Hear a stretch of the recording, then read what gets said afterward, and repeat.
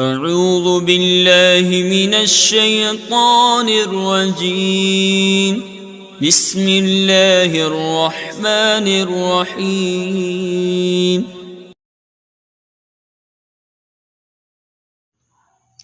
بسم اللہ الرحمن الرحیم۔ میں مجاہد حسین رضوی، استاذ دارالعلوم غریب نواز الہ آباد، درجہ رابعہ کے متعلمین سے مخاطب ہوں اور شرح جامی بحث اسم کا درس دینے جا رہا ہوں۔ کل کے سبق میں آپ نے پڑھا تھا کہ ابتدا کی دو حیثیتیں ہیں۔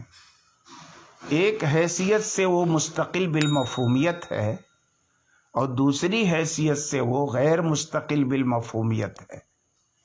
جس حیثیت سے وہ مستقل بالمفہومیت ہے وہ ابتدا جو باب افتعال کا مصدر ہے اس کا معنی ہے، اور جس حیثیت سے غیر مستقل بالمفہومیت ہے اس حساب سے وہ من کا معنی ہے۔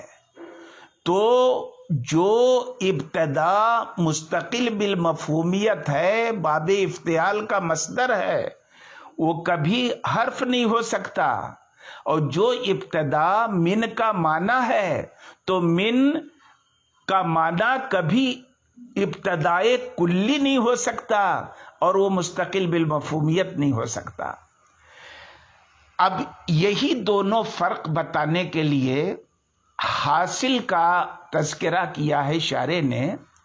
کہتے ان لفظ الابتداء موضوع لمعنی کلی، کہ لفظ ابتدا یعنی وہی جو باب افتعال کا مصدر ہے یہ معنی کلی کے لیے موضوع ہے، اور لفظ من یہ موضوع ہے ابتدا کے مخصوص جزئیات میں سے ہر جزئی کے لیے جو جزئیات مخصوصہ متعلق ہیں کسی متعلق سے، اس حیثیت سے کہ وہ اپنے متعلقات کی حالات کی معرفت کا آلہ ہیں، لتعرف احوالها، یعنی وہ حالات ہیں اپنے متعلقات کے اور متعلقات کے احوال کی ان سے معرفت ہوتی ہے۔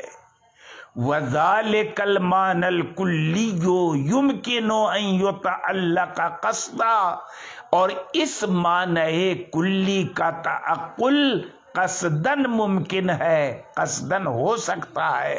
وَيُلَاحَظَ فِي حَدِّ ذَاتِهِ، اور اس معنی کلی کا فی حد ذاتہ لحاظ کیا جا سکتا ہے، اور جب یہ حال ہے کہ اس معنی کلی کا قصدن تعقل ہو سکتا ہے، فی حد ذاتہ ہی اس معنی کلی کا لحاظ ہو سکتا ہے، تو ظاہر ہے فَيَسْتَقِلُّ بِالْمَفْهُومِيَّةِ، یہ معنی کلی مستقل بالمفہومیت ہوگا۔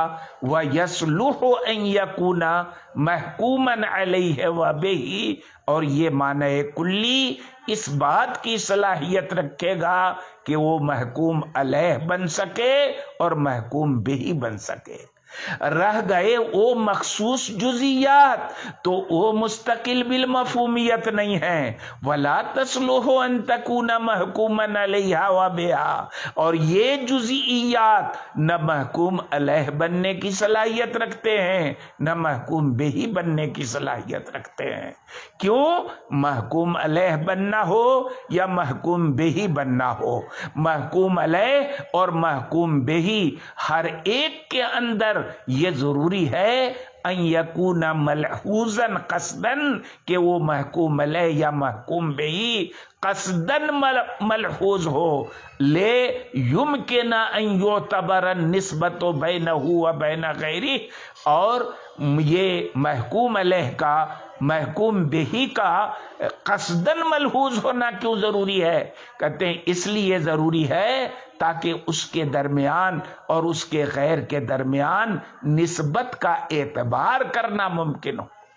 کہتے ہیں بل تلک الجزئیات لا تتعقل الا بذکر متعلقاتها، بلکہ ان جزئیات کا تعقل بنا ان کے متعلقات کے تذکرے کے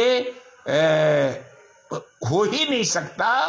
لتکون آلات لملاحظت احوالها، تاکہ یہ متعلقات جن کا ذکر ان جزئیات کے تعقل کے لیے ضروری ہے، یہ متعلقات کے احوال کے ملاحظے کا آلہ بن سکیں.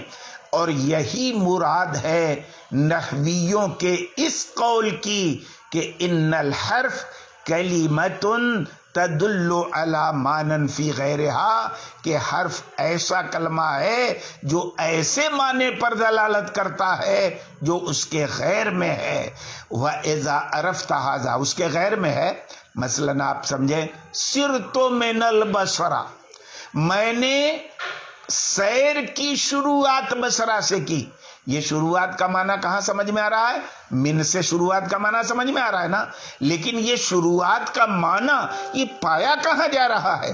یہ من میں نہیں پایا جا رہا ہے، یہ بصرہ میں پایا جا رہا ہے. اسی لیے نحوی کیا کہتے ہیں کہ حرف ایسا کلمہ ہے جو ایسے معنی پر دلالت کرتا ہے جو اس کے اندر نہیں ہے، غیر کے اندر ہے. جہاں جیسے من کا معنی جو ابتدا ہے یہ خود من کے اندر نہیں ہے بلکہ بصرہ کے اندر ہے. پھر کہتے ہیں وَإِذَا عَرَفْتَ هَذَا، اور جب یہ بات آپ کو معلوم ہو گئی، جب یہ بات آپ کو معلوم ہو گئی، یعنی کلام بعض محققین آپ نے تفصیل سے سماعت فرما لیا اور یہ جان گئے کہ بعض مفہومات کا قصداً اور بالذات لحاظ ہوتا ہے اور ان کا سمجھنا کسی دوسرے امر کا محتاج نہیں ہوتا، اور یہی معنی مستقل بالمفہومیت ہے. اور بعض مفہومات ایسے ہوتے ہیں جن کا قصداً لحاظ نہیں ہوتا اور بالذات وہ مقصود نہیں ہوتے بلکہ کسی دوسری چیز کے ملاحظہ اور اس کی معرفت کا آلہ بنتے ہیں، تو یہ مفہوم معنی غیر مستقل بالمفہومیت ہے.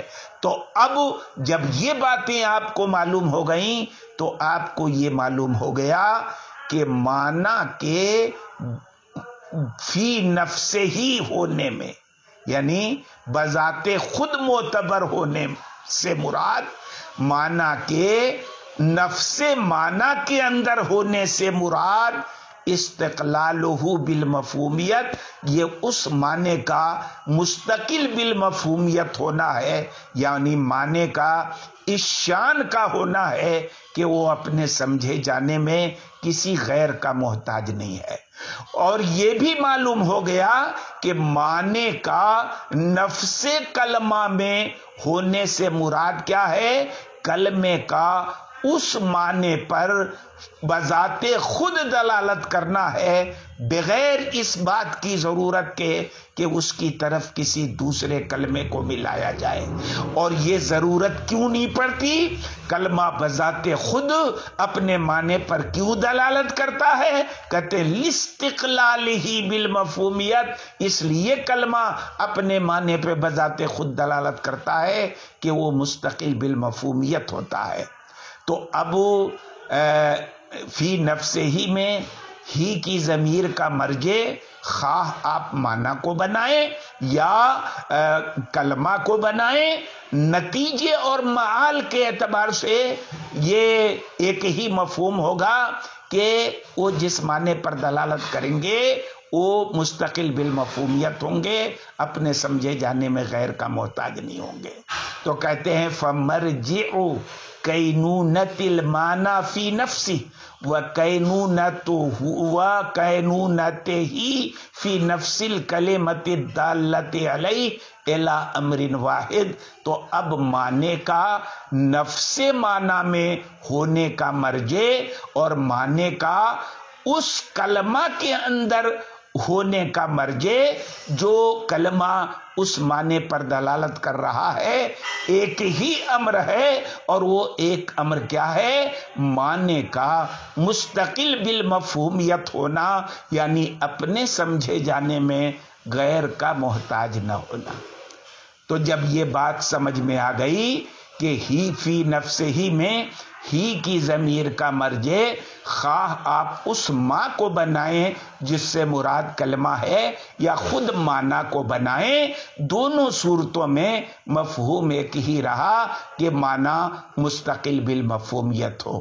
تو اس کتاب میں جو ضمیر مجرور ہے فی نفس ہی کی، اس کتاب میں کافیہ میں یہ ضمیر احتمال رکھتی ہے کہ ماں موصولہ کی طرف لوٹے۔ کس کی طرف لوٹے؟ مائے موصولہ کی طرف۔ الاسم و ما دلہ میں جو ماں ہے وہ مائے موصولہ کی طرف لوٹے، اور اس مائے موصولہ سے مراد کیا ہے؟ کلمہ۔ التی ہی عبارت عن الکلمہ، او مائے موصولہ جو کلمہ سے عبارت ہے۔ کہتے ہیں وہذا هو الظاہر، اور یہی ظاہر ہے، یعنی کافیہ میں یہی ظاہر ہے کہ فی نفس ہی میں ہی کی ضمیر کا مرجع او ماں بنے جس سے مراد کلمہ ہے۔ ظاہر کیوں ہے؟ لیکون علی طبق ما سبق فی وجہ الحصر، تاکہ یہ اس کے مطابق ہو جائے جو وجہ حصر میں گزر چکا ہے، اور وجہ حصر میں گزرا کیا ہے؟ من کینونت المعنی فی نفس الکلمہ، یعنی معنی کا خود کلمہ کے اندر ہونا۔ کیونکہ کیا کہا ہے دلیل حصر میں؟ لِأَنَّهَا إِمَّا أَن تَدُلَّ عَلَى مَانًا فِي نَفْسِهَا، نفس ہی نہیں، نفس ہا کلمہ کی طرف ضمیر لوٹائی ہے۔ تو اب اگر یہاں پر فی نفس ہی میں ہی کی ضمیر معنی کی طرف لوٹا دیں تو دلیل حصر میں اور اس عبارت میں مطابقت نہیں ہو پائے گی جو ظاہر کے خلاف ہے۔ لیکن احتمال یہ بھی ہے کہ معنی کی طرف لوٹے، اور قریب بھی ہے معنی کی طرف بھی لوٹے، اور کہتے ہیں وَلِذَا ذَكَّرَ الضَّمِيرَ، اور اسی لیے ضمیر کو مذکر لائے، ورنہ مصنف کو اختیار تھا کہ ماں کے معنی کا اعتبار کرتے ہوئے ضمیر مؤنث لاتے ہوئے فی نفسہا کہہ دیتے، لیکن فی نفسہا کہہ دیتے تو طے ہو جاتا کہ ضمیر کا مرجع کلمہ ہے، اور فی نفسہ ہی کہا تو ماں کے لفظ کا اعتبار کر کے کہنا صحیح بھی ہو گیا، اور دونوں احتمال بدستور باقی رہے کہ کلمہ کی طرف بھی لوٹے اور معنی کی طرف بھی لوٹے۔ تو کہتے ہیں کہ ضمیر کو مذکر تنبیہاً علی صحت ارادت کلا المعنیین، اسی بات پر تنبیہ کرنے کے لیے مذکر لائے ہیں تاکہ دونوں معنی مراد لینا صحیح ہو جائے۔ یہ تو رہی کافیہ کی بات کہ یہاں پر ہی کی ضمیر کا مرجع اس معنی کو بنانا زیادہ ظاہر ہے جو اس ماں کو معنی اس ماں کو مرجع بنانا زیادہ ظاہر ہے جس سے مراد کلمہ ہے، معنی کو بنانا ظاہر نہیں ہے۔ لیکن مفصل کی عبارت معنی اخیر میں ظاہر ہے، یعنی ضمیر کا معنی کی طرف لوٹنا۔ معنی اخیر ہے کیا؟ ارجاع الضمیر الی المعنی، ضمیر کا معنی کی طرف لوٹانا۔ کیوں؟ معنی قریب ہے تو اس کا مرجع ہونا بھی کیا ہے؟ ظاہر ہے کہ معنی ہی ہو۔ اور پھر یہاں اجمال اور تفصیل میں مطابقت پیدا کرنے کی کوئی ضرورت ہی نہیں ہے، کیونکہ کوئی دلیل حصر وہاں نہیں گزری ہے جس دلیل حصر کے اندر ہی کی ضمیر کا مرجع یا فی نفسے کے بعد والی ضمیر کا مرجع کلمہ بنانا سمجھ میں آتا ہو۔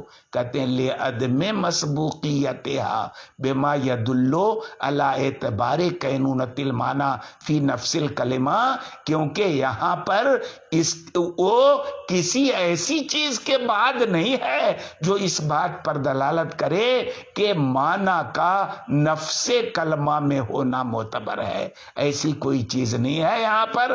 وَلِهَذَا جَزَمَ الْمُصَنِّفُ رَحِمَهُ اللَّهُ هُنَاكَ، اور اسی لیے مصنف رحمت اللہ علیہ نے وہاں پر، یعنی کہاں، جب مفصل کی شرح انہوں نے لکھی، ایضاح کے اندر جزم کیا مصنف نے برجوعہ الی المعنی، کہ فی نفسہ ہی میں ہی کی ضمیر کو معنی کی طرف لوٹانے میں مصنف نے کیا کیا؟